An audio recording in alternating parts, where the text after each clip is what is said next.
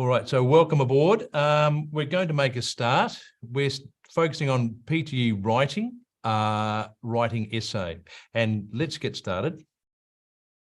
In this session, which will only last 30 minutes, so get ready and we're going to get started.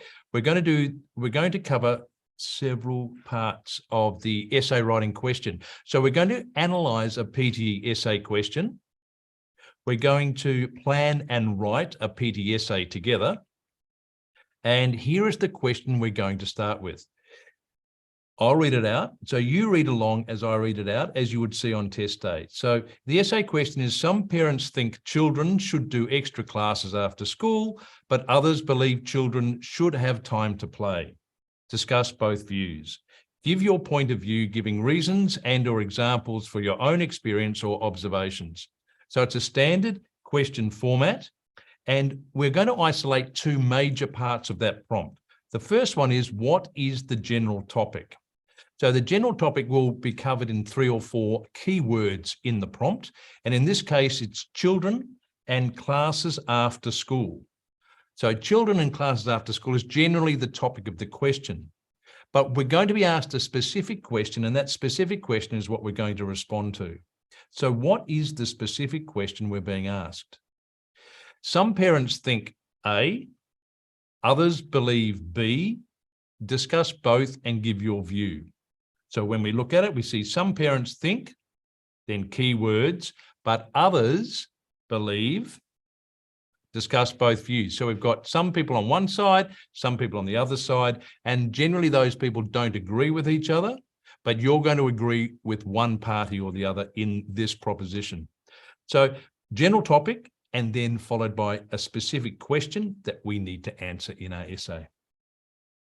Now that's one question prompt that we've got for tonight, or for this session here. For other question prompts, to get more practice, go to www.e2testprep.com, where we have a bunch of material there which will provide you with prompts that you can apply the methods we're going to learn in this session to get to practice, to get the results that you need. And I really recommend you practice 5 to 6 essays before you start to feel comfortable with the structure and the ability to pull keywords from the prompt and respond in the structure that we're going to talk about in this session. So get plenty more practice at www.e2testprep.com. All right, so the first thing we're going to do is plan. The reason planning is so important is that you have a limited amount of time and you need to structure your ideas before you start writing. And we all learn that by mistake by not doing it. Now, we do learn a lot by our mistakes, but from those mistakes, we learn that it's best to plan. So in your 20 minutes, you will have 2 to 3 minutes to plan, then you'll write, and then you'll review your writing at the end of that towards about the 17 or 18 minute mark. But the first 2 to 3 minutes is spent planning, and being able to do that means that you are likely to direct yourself to a higher score. So let's have a look at how we do that. Here's our prompt. Some parents think children should do extra classes after school, but others believe children should have time to play. Discuss both views. Give your point of view, giving reasons and/or examples from your own experience or observations.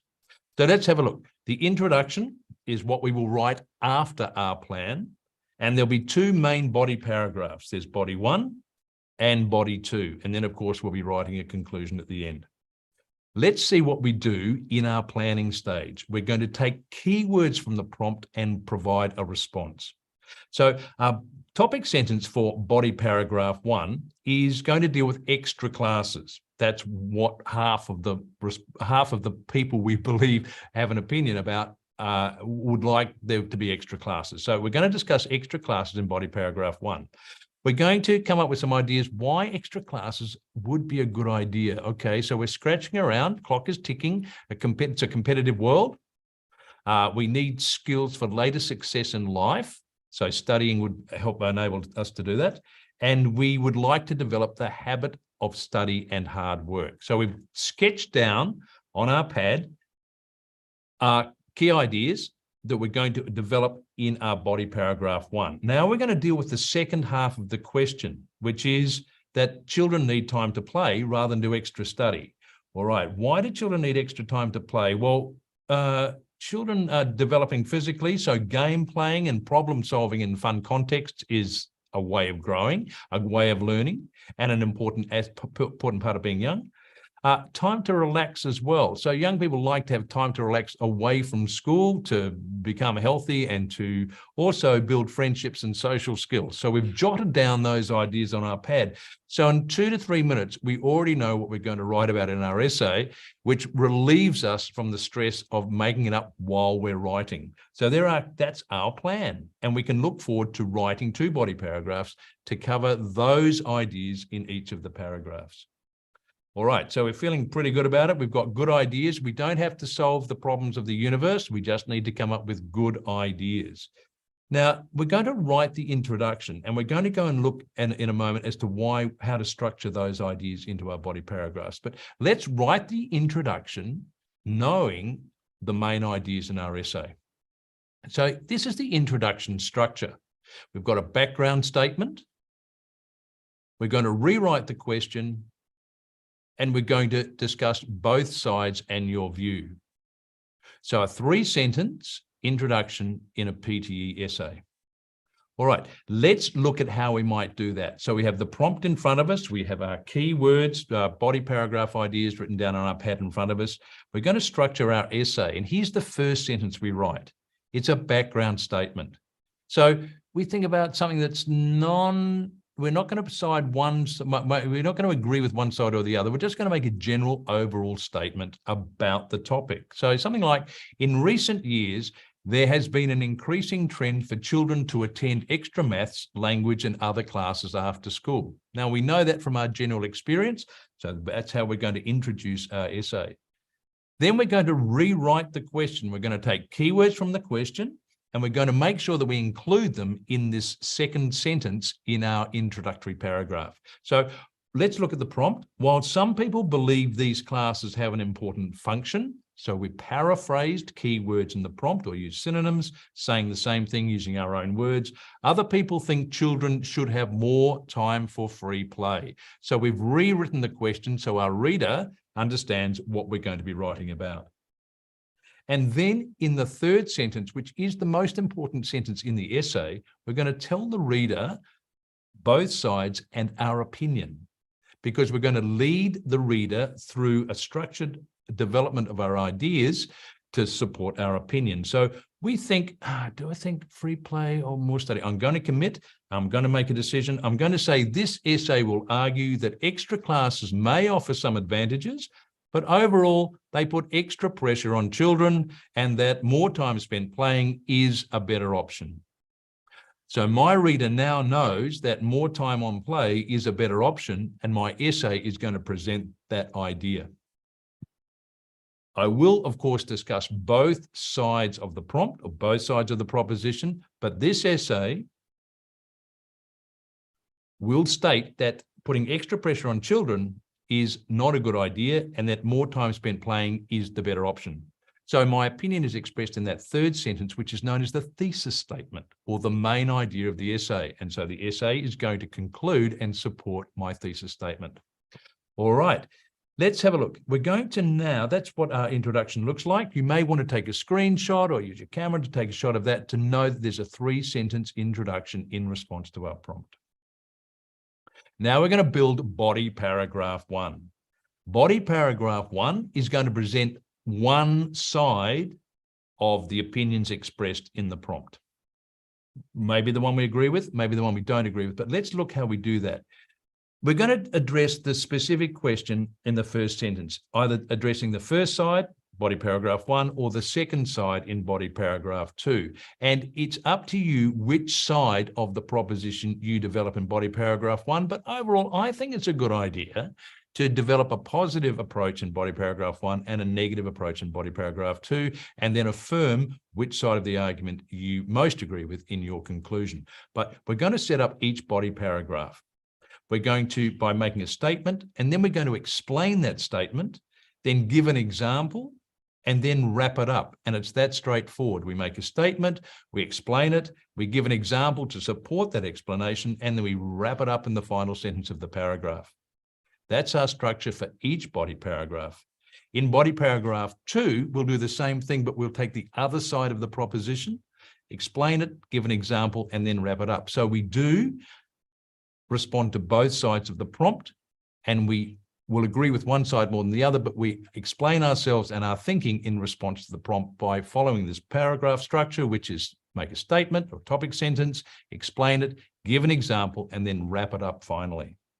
Now, to get good at this, you do need to practice, and doing it is what writing is about. It's a verb. We need to do it. We can't think about it all day. We need to show up, show our goods, show our wares, make ourselves vulnerable by revealing our mistakes, but then improving each time when we get feedback. So if you need more help, learn the E2 methods and practice and get feedback from www.e2testprep.com. So we're learning the method, practicing the method, and getting feedback. And there are plenty of instructional videos on the platform that will allow you to memorize how to structure a response to a PTE essay. We don't encourage people to remember large phrases. Of course, you develop your vocabulary and your grammar, and we're ready to respond to the keywords in the prompt, because the idea is that you answer the question and you've got the skills to be able to do it each and every time under pressure in that 20 minutes by planning, writing, and reviewing. So plenty of practice off the E2 platform. Now let's have a look at how we're going to structure our first body paragraph. So we're going to address the first side of the question. Then we're going to offer an explanation, an example, and then wrap it up in our body paragraph. So we took our notes, competitive world, need skills for later success, and develop the habit of study and hard work. Now we'd written those ideas down so we have a plan to work through. So how are we going to express ourselves? Okay, the first thing, all right, so let's think about it. After school tuition can bring advantages to children. We're going to talk about the positive side first and develop that major idea. So what do I need to do? Explain it and develop that idea. So older children in their final few years of school can reap competitive advantages by getting help with maths and science, for example. So there's a statement that supports our opening topic sentence. Think, having an opportunity to boost their high school results can help students to enter competitive university courses and develop lifelong skills. So we're looking at our second point that we made a note on in our plan, need skills for later success. And then we're going to wrap it up following our plan, which is this can in turn provide long-lasting opportunities throughout their lives. So we adhered to our plan and we made a statement and developed our ideas throughout the paragraph. So we see a logical development, so we get an excellent score for written discourse, and we've written grammatically accurate sentences with appropriate vocabulary. So we've used a range of simple sentence in our topic sentence, and then we've extended into longer or more complex sentences in the middle of our body paragraph. So other children in their final few years of school can reap competitive advantages. We extend that idea by getting help with maths and science, for example. Specific question, explanation, example, and wrap it up. Now, we didn't use all our ideas, which is actually quite a good thing. It means that we had more idea than we needed, and that's fine. Now, that's our first body paragraph that we're happy with, and we're watching the clock tick on. And then we develop our body paragraph 2 idea. So our main idea for body paragraph 2 was children need time to play, the second half of the prompt. Physical development, time to relax, time to build friendships and social skills. We know our plan in advance. So we write our sentences using grammatically correct structures and appropriate vocabulary to express our ideas clearly. On the other hand, younger children need time to play and develop their physical skills, while older children need time to relax. That's our topic, our opening sentence or our statement of our second body paragraph in response to the prompt. Now we develop the idea. Younger children develop confidence in themselves by swinging, climbing, and exploring. So we've taken our main idea from the topic sentence and extended it. Now, older children, again, in contrast to younger children, need to be able to switch off from their studies to de-stress. And finally, importantly, both groups need to build friendships and develop their social skills. So I've taken the main ideas from our topic sentence, developed them in the 2 following sentences, and then rounded off by bringing them together. We're happy with that. So we've written 2 body paragraphs with 2 contrasting topic sentences, developing both those ideas clearly by making a statement, supporting that statement, providing an example, and rounding off. We're feeling pretty good at this stage, and the clock is still ticking on. All right, we didn't stray from our plan, and we didn't get too nervous in the middle of writing. In advance, we knew what we were going to be writing, and we feel confident that we've structured our body paragraphs well. All right, now we know that we've got an introduction, 2 body paragraphs, and a conclusion. We've addressed both sides of the prompt, and we're going to write our conclusion. Now, how do we structure our conclusion? Well, the conclusion is going to be a summary of your 2 main body paragraph ideas, and we're going to state a strong opinion. So I'm just going to open up a little bit here so you can see we've got 2 main ideas from our body paragraphs, which is our topic sentence from body paragraph 1, our topic sentence from body paragraph 2, and we're going to restate our opinion. So in our conclusion, we're summarizing our 2 main ideas and restating our opinion that is going to agree with our introduction or our thesis statement. Okay, so let's go back to find where we were. Here we are. We're writing the conclusion, or the 4th part to our essay. There's the prompt, which we're always mindful and conscious of, because our job is to respond to the prompt or answer the question. So our conclusion, we're watching the clock, it's ticking on.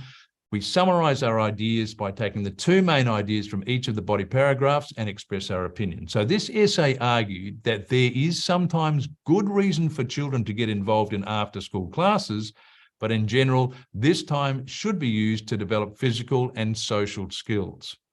We've restated what we said in the 3rd sentence in the introduction, and we've included and affirmed our 2 main ideas from both our body paragraphs, which means that we've concluded and summarized our main ideas and stated our opinion. We've written a highly effective essay. All right, our concluding statement will be an affirmation of our strongest thought, which is, I believe that classes after school should be limited to particular situations. All right, we've got our conclusion. We're happy with it. We've watched the clock. We're going to go through our essay, and we're going to review it to check for minor errors or ways that we might rephrase what it is that we said to make ourselves more clear, and that we haven't made punctuation errors or spelling errors, and that our subjects agree with our verbs, our verb endings are correct, our singular and plural nouns are all aligned as well, and we're content with what we've written. To learn how to write effective and high-scoring conclusions, you can find the methods available on www.e2testprep.com, where you can focus and learn on writing just conclusions. We have other method videos where you can learn introductions and structuring body paragraphs and concluding paragraphs in order that you can specialize in writing accurate paragraphs in response to prompts. We also have plenty of practice, and I'll show you in a moment, where you can tune into the live classes during the week, where you can practice and develop the methods that you're learning in this session. Okay, let's have a look at the full essay here. The full essay is in front of you. What I suggest you do is take a screenshot. And one of the best ways to learn essay structure, other than doing it and writing, is to read out excellent examples of well-written essays. The reason is we can then train our memory into what an effective and accurate essay looks like that we can replicate or imitate. So we're looking at a model essay here of an introduction, 2 body paragraphs, and a conclusion. And we've followed the structure that we knew we were going to follow, which is 3 sentences for the introduction, 4 sentences in each body paragraph, and a 2-sentence conclusion.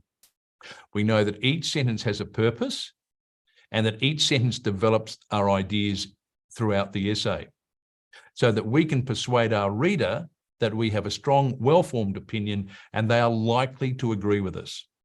So good luck. It's a craft and a skill that's well worthwhile practicing. And once you become familiar with it, you'll be able to repeat it time and time again. So we're writing a PTE essay of about 250 words.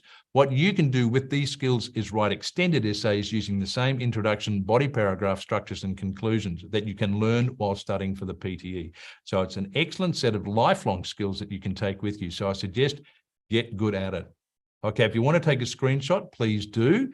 Read out loud so you can understand the length of the sentence, the rhythm of the sentence, and about the right amount of information contained in each sentence in order to develop the ideas through each of the paragraphs.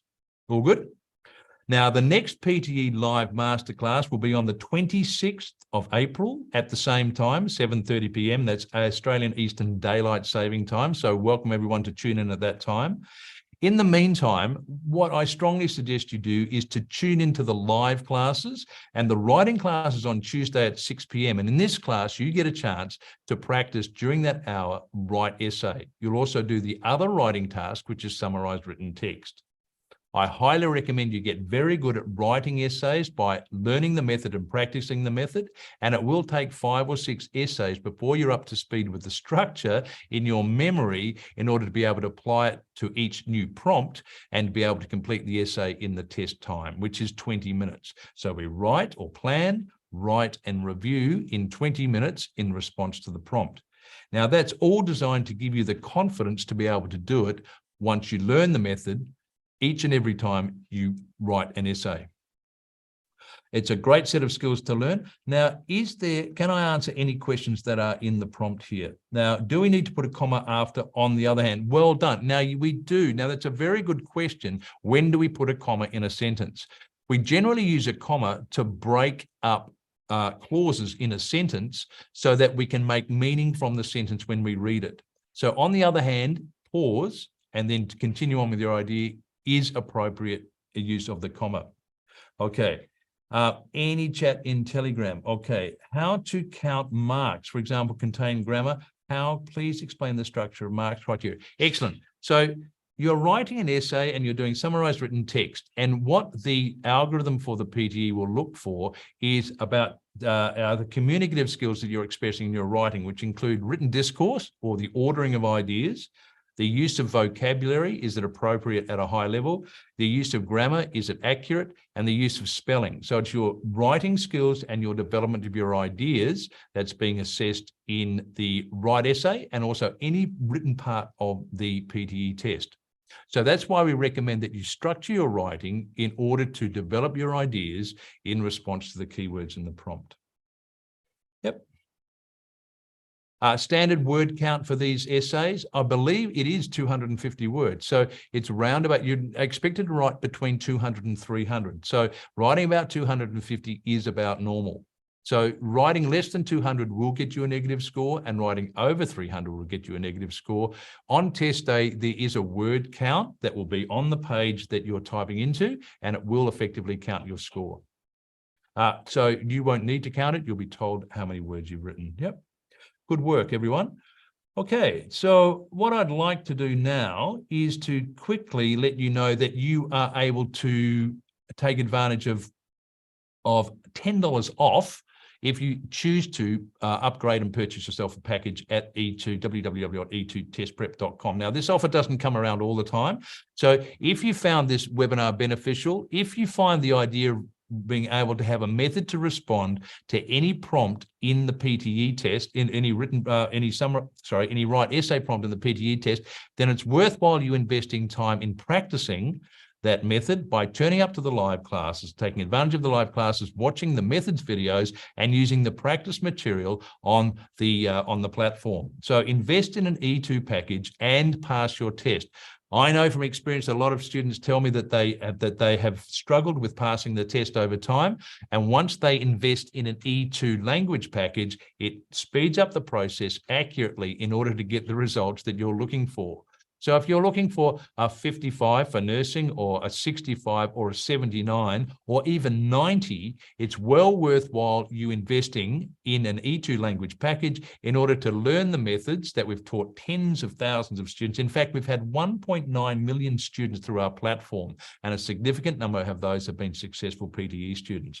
So invest your money and your valuable money and valuable time in learning the methods, practicing the methods, and getting feedback. So part of your packages will be that you submit your writing to expert markers who will give you critical feedback and encourage you and coach you on how to improve for test day. The highest PTE test score is 90, which is completely possible to do. And the way to do it is to apply the E2 language methods to each of the tasks in the PTE. So there are 20 tasks in the PTE, 2 in writing, summarize written text and write essay, apply the methods exactly as you saw them tonight, and develop the structure and take keywords from the prompt, plan, write, and revise.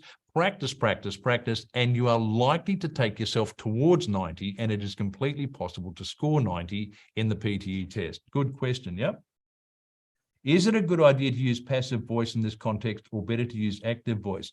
Now, that's quite a good question, but what the most appropriate response, or the most appropriate use of the grammar in writing essay is the one that's most appropriate in the context. So it is possible to use passive voice, but in most cases you won't need to. So it's a good question to ask, but you should demonstrate a range of sentence types and also a range of grammatical structures. And if passive voice is appropriate, then please go ahead and use it. Yeah, excellent. Okay, now I'm holding that screen up for a moment because I want you guys to take advantage of by using the code David10 in order to save yourself $10 when you purchase a package that's going to give you the skills in order to get the grades that you need in the test. Now, please feel free to ask questions. I'm most happy to answer them. When is the best time to consult with a tutor? I have 2 tutorial sessions. Will it be once before and once after a mock test? What an excellent question. Now, what happens in the tutorial is that you will have 45 minutes to deal one-to-one with your teacher, and it's better that you get to a stage where you know what your problems are. So it's not a good idea to turn up early on in your study plan with a tutor to find out what it is you didn't know. It's better that you do your own self-study for a period of time. Now, for example, if you've got a test coming up in 2 months, it's a very good idea to do about a month of study firsthand, which includes going to the live classes, looking at the methods videos, doing the practice tasks, getting some feedback, and then work out what your strengths and weaknesses are so you can consult with your expert teacher and they will guide you through your weaknesses to further practice, but also explain what it is that you need to do individually in order to improve your communicative skills.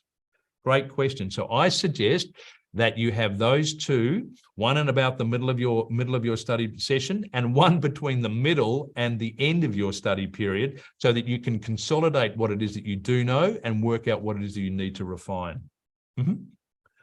How do I know which tutor will suit my needs? Well done. Well, I've worked with these teachers now for all of them for a number of years. They are all expert at what they do. They're knowledge experts about the test, and they are expert at guiding you at whatever level you are at to improve, to get you to move you towards your goals. So they are all excellent. The thing that's special about E2 language teachers is they are all around the world. So we've got teachers that are available in your time zone that would suit you best. So they're all gold-plated, guaranteed, excellent teachers. Choose a time that suits you, and you are going to get a similar response from all of them, which is guidance, encouragement, and knowledge in order to improve your skills. Good question. Is it a good idea to, oh, here we go. Sorry. Yep. All good. Now, the question is E2 language software similar to the PTE? Yes. So what we've done here at E2 language is, over time, and we've been doing it for a number of years now, is to understand how the PTE algorithm works and what the PTE algorithm is searching for in student responses. So the PTE is an online test, which means it's a computer-based test. And what we've done as teachers is to analyze what the computer is looking for and to teach you the skills in order to give the computer what it needs to score to give you a high score. So, for example, in speaking, speakers have been sampled from all around the world, or non-English native speakers voices have been sampled, so that your voice will be compared to those recordings in order that your voice can be given a score similar to other users of the English language. So we understand what's needed, and we just advise people to speak clearly, speak slowly, chunk words together, and give appropriate responses. So with writing, it's the same thing. We know they're looking for written discourse structure. They're looking for accurate grammar, accurate vocabulary, and that we've answered the question. Yep. All right. And what I feel most confident about is that you can learn those skills in a short space of time and then be quite excited that you're able to do something to a very high standard by learning the method and practicing the method, and then getting guidance when you're starting to make errors in order to improve your word choice, your grammar, and to ensure that you've answered the question properly. Yep. Yes, use the code David10 at the checkout for $10 US. Now, $10 US is worth more than 10 Australian dollars. $10 US off any PTE test prep package or an upgrade. So if you're interested in refining and developing your skills to move you towards the 90, so that you can achieve your goals outside of the test, it's a worthwhile investment in your own time to efficiently learn methods to practice and pass the test in order to achieve your life goals. And it's a pleasure to be part of your process as well. So if you take advantage of that, David10, use it at the checkout, you'll get $10 US off in order to give you access to the learning materials so that you can enter into conversations with tutors, enter into our regular live classes on Monday, Tuesday, Wednesday, and Thursday, enter into the methods videos and the practice materials, which are also on the website, and also into the mock tests, which are on the website as well, which means that you can take the entire test in preparation for test day and get feedback to know how likely you are likely to go in the test. Yep. Yes. So I gave more than 10 times the exams, and I believe that my sound not captured by PTE software during speaking time. Am I right? Now, some people do write to the venues where you take the test to find that out, but that's possibly not the case. But there are microphone methods, and it's actually quite a good thing to know that when you're practicing to get feedback on what it is that you sound like, make sure that you are holding the microphone close to your mouth, but not blowing directly into it, because there'll be air through the microphone. What you want to do is hold it just slightly below your mouth and speak at an appropriate level, and speak slowly and deliberately. Now, you can test that on your own computer to make sure that you are being heard clearly. You'll be judged for speaking on your pronunciation, your fluency, and your content. So those are the critical areas you've got to master in order to get the high score in speaking. It is a good question, Akash, but it's unlikely it was a technical error if it happened 10 times. My guess it's more likely it's one of those skills. Those 3 skills need to be practiced and learned in order to perform better on the day. Yep. How to target the marking criteria for oral fluency and speaking. Cool. Now, this class is about writing, and the next one will be about speaking. But in order to achieve well in the speaking section is to speak moderately, to speak clearly, and to make sure that your content is appropriate. So your pronunciation needs to be clear. The sounds need to be as per the 44 phonemes of English. Fluency means not hesitating, not going back, not repeating yourself, not pausing for too long. And the content means that you've used appropriate content. And particularly, I would encourage you to put that content into the structures that we teach you in order to respond to the task in the short amount of time that you've got. Thanks, Akash. Yep. Yes, you have one time to hear your recorded voice. So now that's the issue on the day, as well as you've got one chance for each of those tasks as well. So it's best to learn the method and practice the method many times before test day, get feedback and practice in the mock test in order to get an idea about how well you are likely to go on the test based on your performance under test conditions. I'm glad it's really helpful, Nicola. Thank you very much. Okay. All right, guys, it's been brilliant to have you here. It's always a pleasure to get you guys to do well in the test, because the satisfaction I know is yours, but it also comes back to the teachers here who work hard in order to get you to where you need to get to. So it's been a pleasure. I'm so glad that we had a chance to discuss the PTE writing essay methods, which is 4 paragraphs. Each sentence has a purpose. We take keywords from both sides of the prompt and we address them in each of the body essays with an introduction, 2 body paragraphs, and a conclusion. Yep. All righty. Yeah, that's right. So, and it is practicing, and it is mindful, conscious delivery of a response to a prompt in all of the tasks in the PTE. So there are 20 tasks in the PTE, 2 in writing, 8 in listening, 5 in reading, and 5 in speaking. So let's get good at them. It's been a joy to have you here. I'm glad we were able to show you the methods, and I look forward to you participating in live classes with our teachers in order to learn the method, practice the method, and essentially get feedback. Hang in there together. Work hard at developing your vocabulary and your grammar and your ability to recognize keywords in an essay prompt and respond to the prompt appropriately using the structure we learn here in order to achieve the excellent results that you're aspiring to. So I wish you all the best, and I personally look forward to seeing you in another webinar. And I also look forward to seeing some of you in classes along the way. So all the best. And don't forget, if you want to take advantage of the discount, use David10, which will give you $10 off the cost of a package or an upgrade. Thanks everyone for attending. And I look forward to seeing you soon. Now, give everybody a clap. It's all about you guys doing well. It's all about you guys, your communicative skills improving and your ability to respond in limited amount of time to those questions in the test. Thank you. Thank each other for being here and being part of the E2 language community, www.e2testprep.com. Looking forward to seeing you soon. Take care.